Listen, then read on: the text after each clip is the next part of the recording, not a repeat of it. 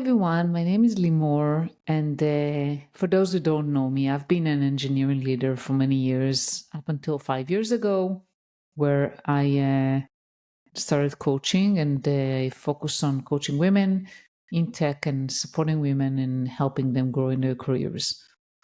And today I wanted to talk about shifting from tactical to strategic thinking. And this is something that personally I struggled with in my career, and also a lot of my clients struggle with. So when I remember that when I was a manager, I got this feedback that I need to be more strategic. I need to think long term. I need to start planning ahead and not just being tactical or reactive. I agreed with that feedback. The problem was I had no idea what to do with it. Like I had no idea what does it mean to be strategic? Like, do I need to, I don't know, have some magic powers to predict the future or whatever? I mean, I had no clue how to do it. And to be honest, a lot of people don't know. So that's why I think it's important to kind of talk about it. And here are kind of some of the things I learned, and I also kind of hear that a lot from conversation with my client. So first of all, I mean, in order to be strategic, you need to allocate time for that. And probably, I mean, I can almost be 100% certain that you are very busy today, and you probably don't have a lot of time, if at all.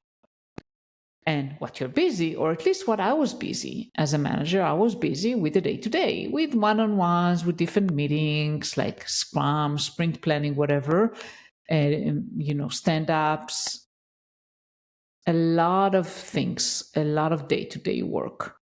And I really didn't have time to do any kind of strategic planning and doing anything other than the day-to-day. And I was a lot of the time very reactive to whatever happened. It could be incidents, it could be incoming requests, anything, that came along. How do you allocate the time? And that's kind of, one of the first steps I start when I work with leaders that want to start being strategic is we talk about what do you do today and how do you allocate time for that. So I would say before you even go there, I mean, you have to really know what's the purpose of your team. Why do you exist? What's your vision? Why are you there? What are you supposed to do? And how is that aligned with the company?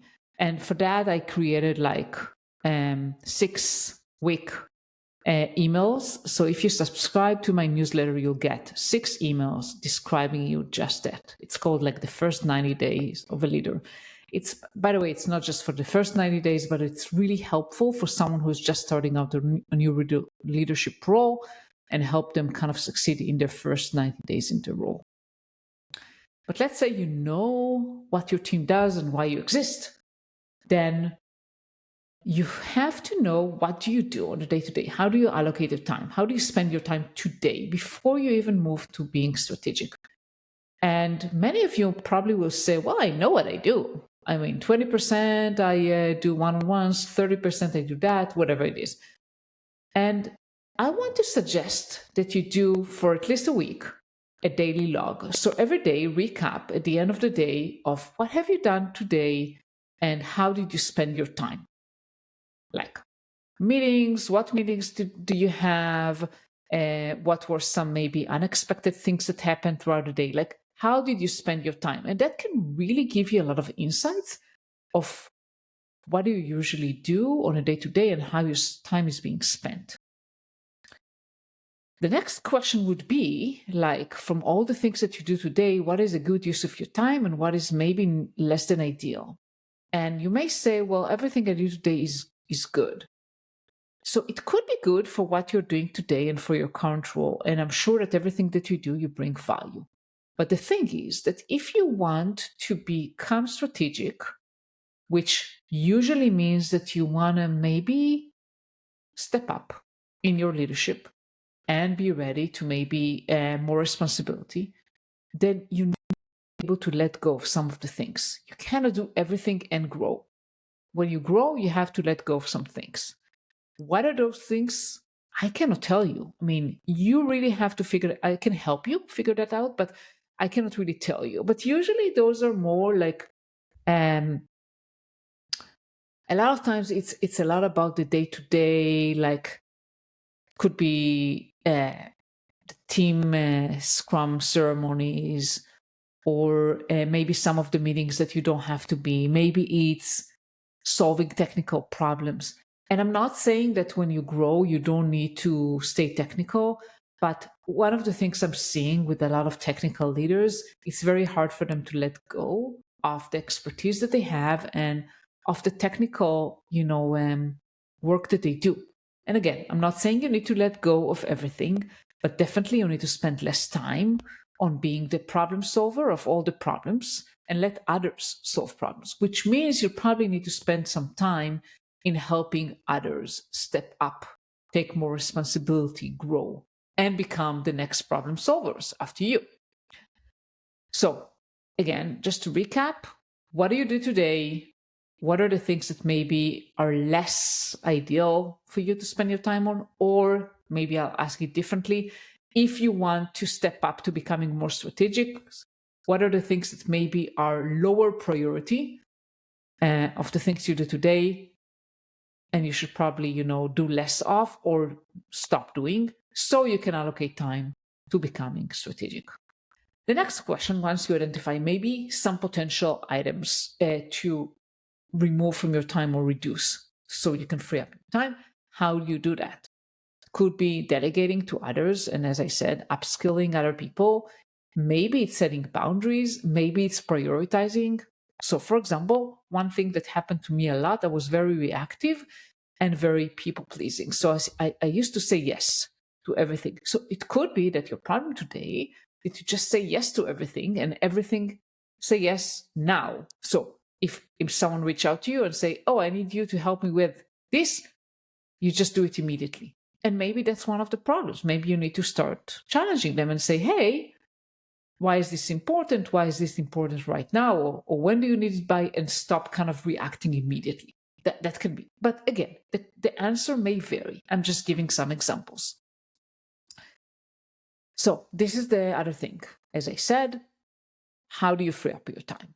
Delegating, stepping up, other people stepping up, maybe setting boundaries, maybe moving that responsibility altogether to someone else, maybe hiring, could be multiple things. And then it would, the next question would be, okay, let's say now I have the time and I want to be more strategic. What do I need to do? So typically, you will have to start thinking of what kind of knowledge, information I need to have in order to think long term and try to think more strategically. So in my example, in what I did, it could be speaking with different product leaders and hear maybe a little bit about what's going on for them and what do they think we need. Trying to understand from customers what are their pain points. It may be directly with customers or indirectly by speaking again with product or with customer success or with salespeople. It could be, for example, talking with some other leaders in your organization. It could be other engineering leaders in other teams, maybe your manager or some other leaders that are kind of, maybe peers to your manager or maybe even above. Try to get answers that are maybe a little bit bigger than just your team, because that can help you understand the bigger picture and then kind of figure out how your team align with that and how your team can solve some of those challenges or some of those problems. So start making that list of, okay, if I had the time to think more strategically, what information do I need and how do I get that information? So as I said, it could be doing research. It could be like you need to go and read some articles. You need to sign up to some, I don't know, some websites, some newsletters, and maybe you need to go to conferences. The answer could vary. And once you kind of figured those things out, you need to start allocating them time for them and start doing that on a regular basis. It cannot be just a one-off. Oh, I go and talk with product one-off. It has to be a habit that you do, like what you do today. So if today you have weekly one-on-ones, or you have daily sprint, not sprint, sorry, daily scrum meeting, or maybe every sprint you have planning. So the strategic work has to also be something that you do out of a habit. At the beginning, you may need to be more thoughtful about it, but as you kind of practice it, it will become more of a habit and become something that you just do. And last thing for today is, like, remember that this is not something that happens overnight, like everything in life, right? I mean, when you want to change from being tactical to strategic, it's a process, and it may take time. And don't be afraid to get help from, for example, from your manager. If your manager is really good at being strategic, try to shadow them. Try to learn from your manager what he does. One of the challenges that I had was, like, I was told to be strategic, but no one told me how. Like, I had no clue. So I had to figure that out. I had to, maybe talk with my manager or with other people to learn what they do. So don't be afraid to ask for help. And I want to encourage you, if you like that video, to share it with whoever you think it's going to be helpful for. And also to subscribe to my newsletter and get my 90-day leadership emails that will help you with setting up your team vision and figuring out what you do and why do you exist, and be successful in your first 90 days or at all. I mean, if it's not your first 90 days. So thank you so much for listening. I hope it was beneficial for you. And I want to wish you a wonderful day and see you on the next video.